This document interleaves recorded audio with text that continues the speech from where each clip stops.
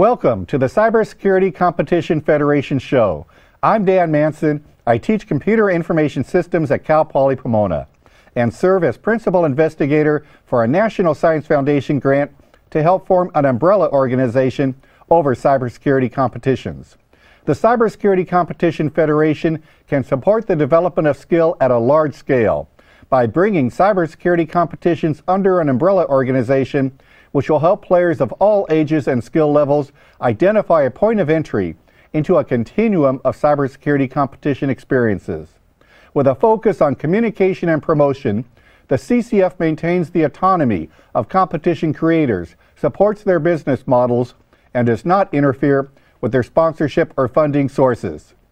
This week, we bring you on-site coverage at the Gaylord National Hotel and Resort in Washington, D.C.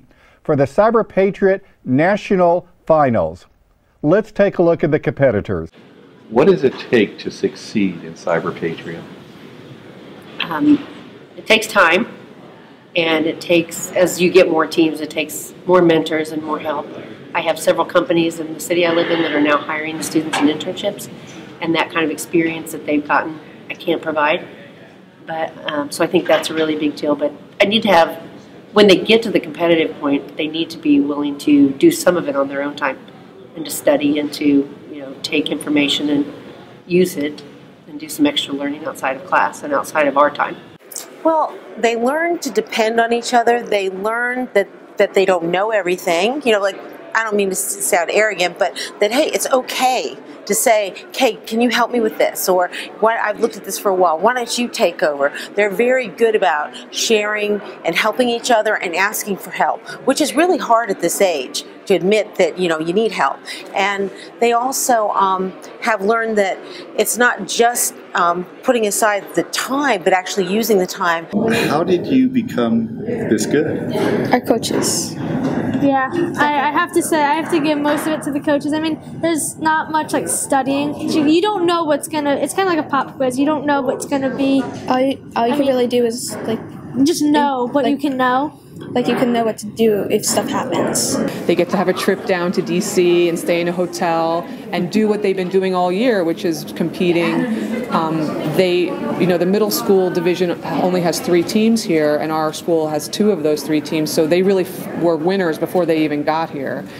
How many hours a week did you study? How much practice did you do? 2.5 hours. On every Tuesday. Was it hard? Was it fun? What was it like? Really fun. It's fun. I mean, it's fun. We know it's so much fun, but it can be hard. Yeah, it's a little bit stressful at times, especially the last, I'd say 20 minutes. Last 20 minutes of the 30 seconds. That was really stressful. Oh my goodness. Yeah. So the last 20 minutes to 30 seconds is the most intense. Listen, as a mom, it's over the moon pride that they were able to get here at all, that there are only 4 of them, that they're so young, and that they've never had an all-girls team compete in the finals ever. I don't know. Again, I don't think it's something that they really comprehend. All girls, but I don't think they really understand, because we're adults and we know what kind of people are in this field already, that it's very male-dominated, and for them as young girls to have gotten here. And when I saw the other teams listed, and they all had their pictures and their names, and even on the high school levels, there were no all-girls teams. I mean, I was over the moon excited. What do you like most about your team? Everything. We're funny. We have so much fun. We're we're friends. It's basically we're working on something. We're like a family. We nudge.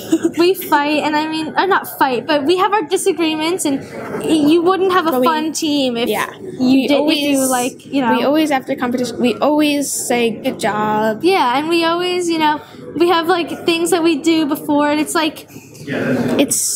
so much fun though. As we started, being involved in the program a lot more over time and the way that it's morphed and grown, there are other things that are important too. And we really focused originally, besides number of teams, was balancing the number of teams between the open division and the all-service division. We've achieved that. We've leveled the playing field. We have just as many teams from each of those two divisions, then adding in the middle school. So our goals evolve as the program evolves. What's important to us is diversity. So what's important to us is reaching pockets of children who would otherwise not have known about an opportunity like this, or maybe don't have this curricula in their schools. And so for us, the growth is not only in pure numbers, but who we're reaching and how we're reaching out to them. As teachers, and this is educator to educator speaking, as teachers, what we often see is that there's an exciting topic that doesn't actually generate excitement in students, doesn't generate follow through, doesn't get their attention. Often, my colleague and I, who's a computer science teacher, are frustrated because students with talent come in and they say, I want to be a game programmer. Really? That's not even a good career path. How can I interest you in this secure coding, or how can I interest you in networking? So CyberPatriot solves that problem for us.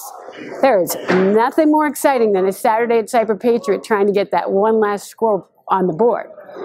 CyberPatriot has done the job of making this an interesting activity and really opening the door of them to a career path. So in this case, we have 7th grade, 8th grade, 9th grade, 10th grade, 11th grade, and 12th grade students in there. Yeah. There's the chance to be doing this 6 years before they go to a college. What's the edge that a student who does this for 6 years is going to have versus a student that just takes classes?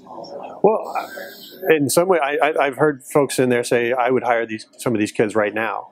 I know they're some of those green-shirted judges who are from either schools at the graduate school level, or they're already in jobs. They're part of this. They work for some of the sponsors of the event.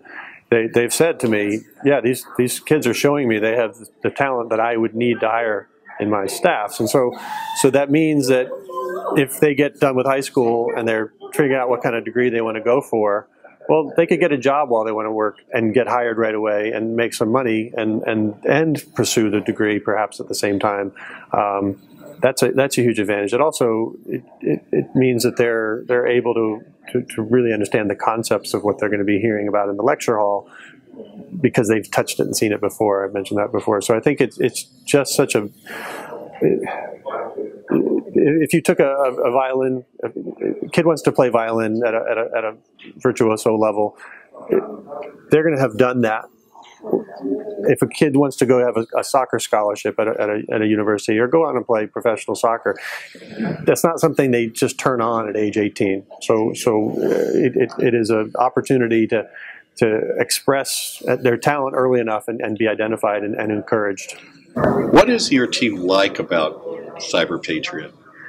I think a lot of us like CyberPatriot because first of all, it's computers, and it's like playing and having fun, and not like schoolwork where it could be a subject that we are not that interested in, and this is like a subject that we like. So there's a lot of cool people here, and it's cool that we're not all the same. Like, a lot of the people here have different mindsets and different ideas and different beliefs, and that's the coolest part, is meeting all these different people.